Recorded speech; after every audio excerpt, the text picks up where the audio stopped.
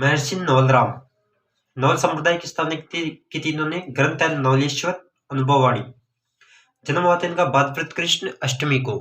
कब हुआ था? भाद्रपद कृष्ण अष्टमी को, यानी विक्रम संवत 1840 को। जब ईस्वी में 57 जोड़ देते हैं अपन वर्ष, तो वो विक्रम संवत आ जाता है।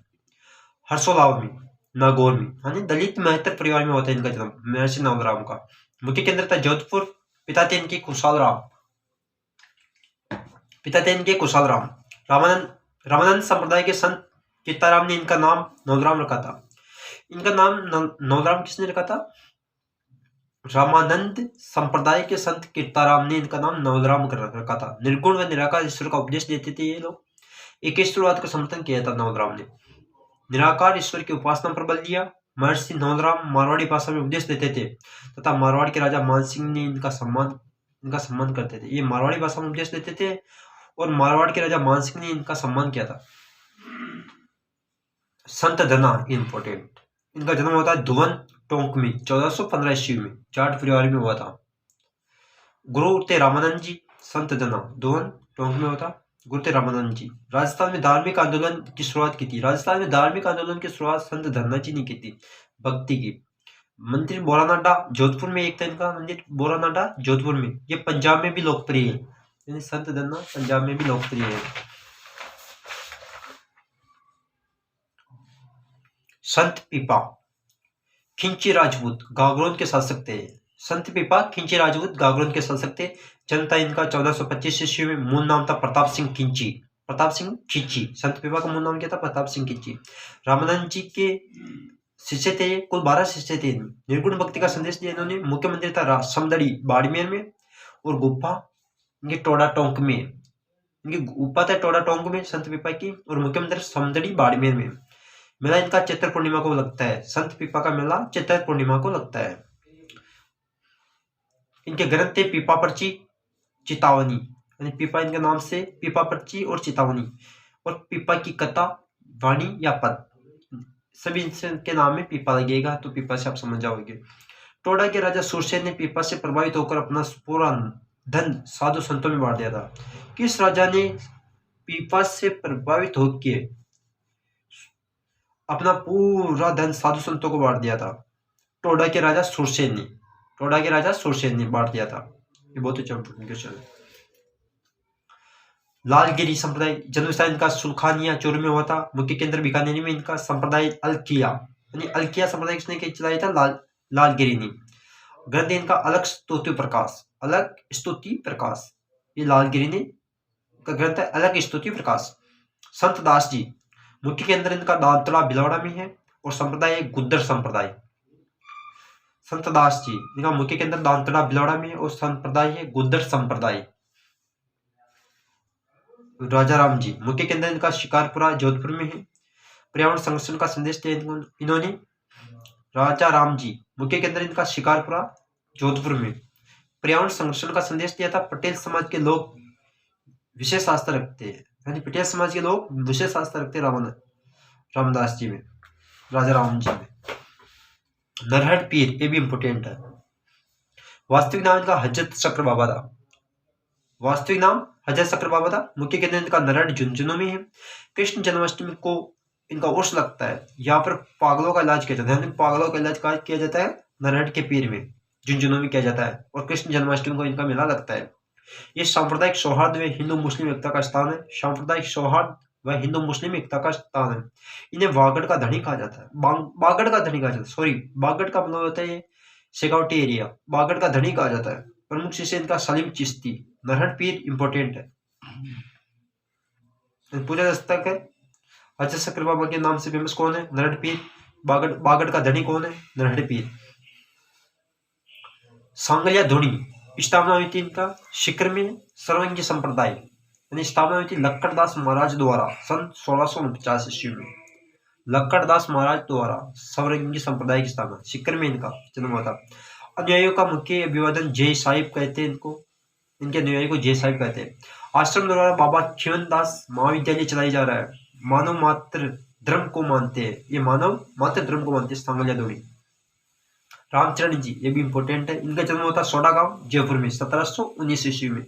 मूल नाम था इनका रामकिशन पिता थे इनका बख्ताराम, माता थी देवूजी। माता थी देवूजी, पिताजी थे बख्ताराम और रामकिशन जी इनका मूल नाम था। रामचंद्र जी का मूल नाम रामकिशन जी था। जन्म था सोडा गांव में। गुरु थे इनका कृपाराम जी महाराज, दांतरा ग्राम में, मेवाड़ में, कृपाराम जी महाराज। शाहपुरा नरेश रण सिंह ने इनके लिए छत्री व मठ स्थापित किए थे। शाहपुरा नरेश रण सिंह ने इनके लिए छत्री व मठ स्थापित किया था। ग्रंथ इनके अन्न बेवाणी और निधन होता शाहपुरा में 1798 में। रामचंद्र जी का निधन शाहपुरा में होता 1798 में। और ग्रंथ अन्न बेवाणी जी। राम स्नेही संप्रदाय, ये इंपॉर्टेंट है, वेरी इंपॉर्टेंट। इन्होंने चार प्रधान शाखाएं इनकी। एक तो शाहपुरा भिलवाड़ा में रामचंद्र जी की है, और रेड नागौर में दरियावत जी की है, और सिंगतल बीकानेर में हरिदास जी की, जिन्होंने निशानी योग से संबंधित लिखा था। और एक खेड़ापा जोधपुर में है, रामदास जी की शाखा है। निर्गुण भक्ति का संप्रदाय है। मूर्ति पूजा नहीं की जाती है यहाँ पे। मंदिर रामद्वारा कहलाता है। राम स्नेह संप्रदाय का मंदिर क्या कहलाता है? रामद्वारा। राम निर्गुण और निराकार आकार में पूजा जाता है। संत गुलाबी रंग के कपड़े पहनते हैं यहाँ पे। रामस्नेही संप्रदाय की विशेषता है फूल डोल महोत्सव। ये फूल डोल महोत्सव यानी होली के अगले दिन ये मेला लगता है, बहुत फेमस मेला है। जमलदास को सिंगतल यानी बीकानेर व खेड़ापा यानी जोधपुर वाली शाखा का आदि आचार्य कहा जाता है। आदि आचार्य कहा जाता है। वल्लभ संप्रदाय, ये भी इंपोर्टेंट है। पुष्टि मार्गीय रुद्र संप्रदाय है। वल्लभ संप्रदाय यानी पुष्टि मार्गीय रुद्र संप्रदाय। भगवान श्री कृष्ण के बाद स्वरूप की पूजा की जाती है। वल्लभ संप्रदाय में भगवान श्री कृष्ण के बाद स्वरूप की पूजा की जाती है। इस संप्रदाय के मंदिरों को हवेली कहा जाता है। यानी हवेली किस संप्रदाय के मंदिरों को कहा जाता है? वल्लभ संप्रदाय के। मंदिर में भगवान श्री कृष्ण की मूर्ति के पीछे दीवार पर अथवा कपड़े के पर्दे पर कृष्ण लीलाओं के चित्र बनाए जाते हैं, जिसे पिछवाई कहा जाता है। किशनगढ़ का राजा सावंत सिंह वल्लभ संप्रदाय का अनुयायी था। यानी किशनगढ़ का राजा कौन था? सावंत सिंह वल्लभ संप्रदाय का अनुयायी था। ये इंपोर्टेंट क्वेश्चन है, अभी सिटी में आया है। किशनगढ़ का राजा सावंत सिंह वल्लभ संप्रदाय का अनुयायी था तथा उसने अपना नाम बदलकर नागरीदास रख लिया था। फिर उन्होंने अपना नाम बदल के भी नागरीदास रख लिया था। राजस्थान में वल्लभ संप्रदाय के 41 मंदिर है। राजस्थान में कुल 41 मंदिर है। मुख्य मंदिर इनका मथुरेश जी कोटा में, श्रीनाथ जी सियाड़ नादौरा में, यानी राजसमंद में। ये राजसमंद में श्रीनाथ जी सियाड़ नादौरा यानी राजसमंद में है। तो एक मथुरेश जी कोटा में इनका मुख्य मंदिर है वल्लभ संप्रदाय। द्वारकाधीश कांकरोली राजसमंद में इनका मंदिर है। एक मदन मोहन और गोकुलचंद कामा भरतपुर में मंदिर है इनका। मदन मोहन और गोकुलचंद कामा भरतपुर में मंदिर है, इनके मुख्य मंदिर है। रामानंदी संप्रदाय, ये भी इंपोर्टेंट है। रामानंदी संप्रदाय एक गलता जी जयपुर में, कृष्णदास पेहारी कहा जाता है इनको, गलता जी को। रेवासा सीकर में एक इनका अग्रदास जी के। इस संप्रदाय में भगवान राम की पूजा रसिक नायक के रूप में की जाती है। यानी गलता जी में, रामानंदी संप्रदाय में रसिक नायक के रूप में की जाती है। रसिक संप्रदाय आमेर के राजा पृथ्वीराज और उनकी रानी बालाबाई कृष्णदास पेहारी के अनुयायी थे। यानी आमेर के राजा पृथ्वीराज और उनकी रानी बालाबाई कृष्णदास पेहारी के अनुयायी थे। कृष्णदास पेहारी का नाम गलता जी। स्वाई जयसिंह के समय कृष्ण भट्ट ने राम रासो नामक पुस्तक लिखी। इसने भगवान राम व सीता की प्रेम कहानी का वर्णन किया था राम रासो में। निम्बार्क संप्रदाय, ये मुख्य केंद्र इनका सलेमाबाद अजमेर में है। निम्बार्क संप्रदाय इंपोर्टेंट भाई। मुख्य केंद्र इनका सलेमाबाद अजमेर में। परशुराम जी ने इसकी स्थापना की थी। निम्बार्क संप्रदाय की स्थापना किसने की थी? परशुराम जी ने। निम्बार्क संप्रदाय में राधा जी को भगवान श्री कृष्ण की पत्नी माना जाता है। ये पूछा जाता है किस संप्रदाय में राधा जी को भगवान श्री कृष्ण की पत्नी माना जाता है? निम्बार्क संप्रदाय में, सलेमाबाद अजमेर में। मेला इनका राधा अष्टमी को लगता है। प्रणामी संप्रदाय, जिन्हें संस्थापक इनके प्राणनाथ थे। प्रणामी संप्रदाय के संस्थापक थे प्राणनाथ। मुख्य केंद्र इनका पन्ना एमपी में। पुस्तक कुजलम सौरभ। प्रणामी संप्रदाय इनका संस्थापक है प्राणनाथ। मुख्य केंद्र इनका पन्ना एमपी में। पुस्तक है कुजलम स्वरूप। आदर्श नगर जयपुर में भी इस संप्रदाय का मंदिर है। आदर्श नगर जयपुर में भी इस संप्रदाय का मंदिर है। मीराबाई, जन्म इनका 1498 ईस्वी में कुटकी पाली में हुआ था मीराबाई का। पिता इनके रतन सिंह थे, मेड़ता के राठौड़ राव दुधा के पुत्र थे। मेड़ता के राठौड़ राव दुधा के पुत्र थे मीराबाई के पिता। मीराबाई का पालन पोषण अपनी दादाजी दुधा के पास मेड़ता में हुआ था।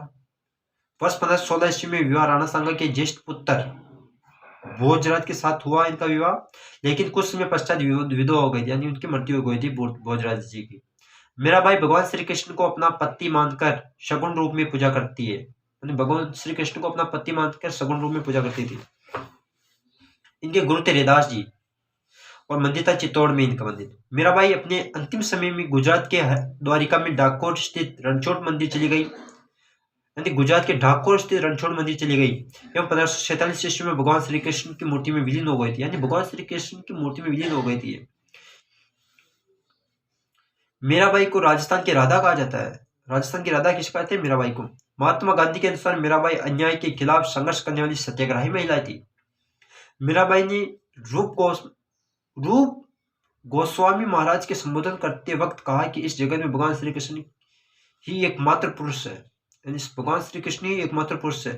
किसके संबोधन में कहा था? रूप गोस्वामी महाराज के संबोधन करते हुए कहा। पुस्तकें लिखी इन्होंने गीत गोविंद, रुक्मणी मंगल, सत्यभामानु रोशनो, नरसिंह मैरो। पुस्तकें लिखी थी इन्होंने गीत गोविंद, रुक्मणी मंगल, सत्यभामानु रोशनो, नरसिंह मैरो, यानी रतन खालिदी।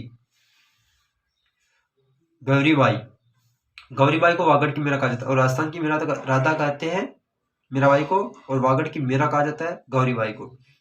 डूंगरपुर के रावल शिव सिंह ने गौरीबाई को बाल मुकुंद मंदिर बनवाया था, यानी गौरीबाई का बाल मुकुंद मंदिर बनवाया था डूंगरपुर के रावल शिव सिंह ने। एक है भक्त कवि दुर्लभ, इन्हें वागड़ का नरसिंह कहा जाता है। भक्त कवि दुर्लभ को वागड़ का नरसिंह कहा जाता है। संत रानाबाई, ये राजस्थान की दूसरी मीरा, कहा जाता है इनको, संत रानाबाई को। जन्म हुआ था हरनावा मकराना नागौर में। 1504 ईस्वी में वैशाख शुक्ल तृतीया को जाट परिवार में होता, यानी वैशाख शुक्ल तृतीया को जाट परिवार में होता इनका जन्म। पिता राम गोपाल जी थे, माता थी इनकी गंगाबाई, संत रानाबाई की। गुरु थे चतुरादास, पालड़ी के संत कहलाते हैं। फाल्गुन शुक्ल त्रयोदशी 1517 ईस्वी को हरनवा गांव में जीव समाधि ली थी। कब? हरनवा गांव में इन्होंने जीवित समाधि ली थी संत रानाबाई ने, फाल्गुन शुक्ल त्रयोदशी को। मेला भाद्रपद शुक्ल त्रयोदशी को पड़ता है इनका। और जोधपुर महाराजा अभय सिंह की अहमदाबाद आक्रमण में मदद की थी, यानी जोधपुर महाराजा अभय सिंह है ना, उनके अहमदाबाद आक्रमण में मदद की थी इन्होंने, संत रानाबाई ने। जय हिंद दोस्तों, आज हम इतना ही मिलेंगे। जय हिंद।